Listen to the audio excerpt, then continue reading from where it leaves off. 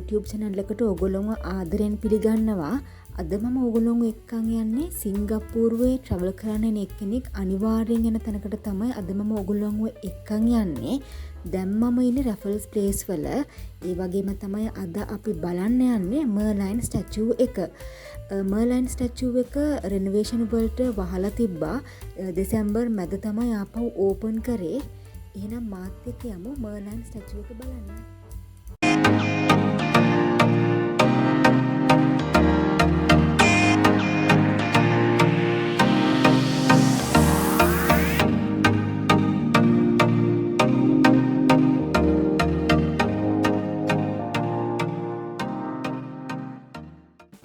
අපි Merlion Park එකට ආවේ Green Line එකේ ඇවිල්ලා Raffles Place MRT station එකකින් බැස්සා. Raffles Place MRT station එකේ ඉඳන් Merlion Park එකට 7 minutes. ඒ කියන්නේ 500 meters වගේ walk එකක් තියෙනවා. දැන් ඕගොල්ලන්ට පේන්නේ අපි Merlion Park එකට යන ගමන් ඉන්නේ. ඒ යන පාර තමයි ඕගොල්ලන්ට මේ පේන්නේ.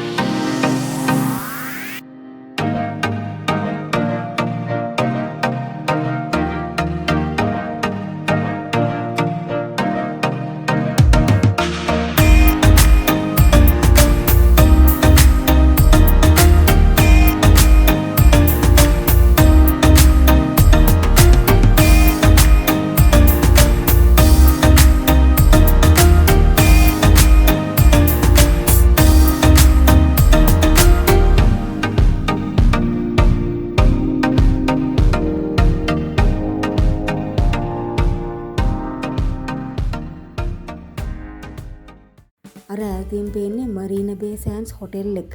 මං කලින් Marina Bay Sands walking tour vlog එකක් කරලා තියෙනවා. මෙතනට එනවා නම් හවස් වරුවක රෑක ආවනම් ලස්සනයි. ඇත්තටම රෑට තමයි ලස්සන. මෙතන ලයිට්ස් දාලා ඒ වගේම ලයිට් ඇන්ඩ් වෝටර් ෂෝ එකක් තියෙනවා. ඒක ඕගොල්ලන්ට බලා ගන්නත් පුළුවන්.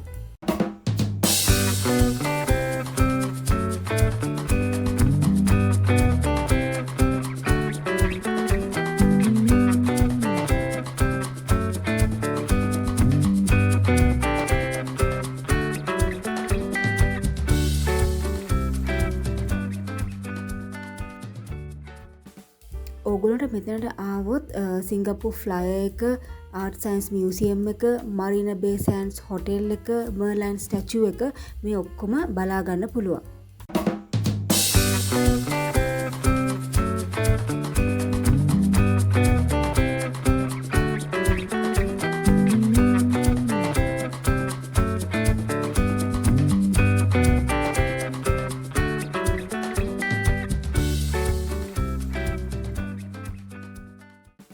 සිංගප්පූර් රිවර් එකේ බෝට් රයිඩ් එකක් යන්න පුළුවන්. මෙතනින් තමයි ටිකට්ස් ගන්නේ. රිවර් ක්‍රූස් බයි වෝටර් B 40 මිනිට්ස් වගේ බෝට් රයිඩ් එකක් යන්න පුළුවන්.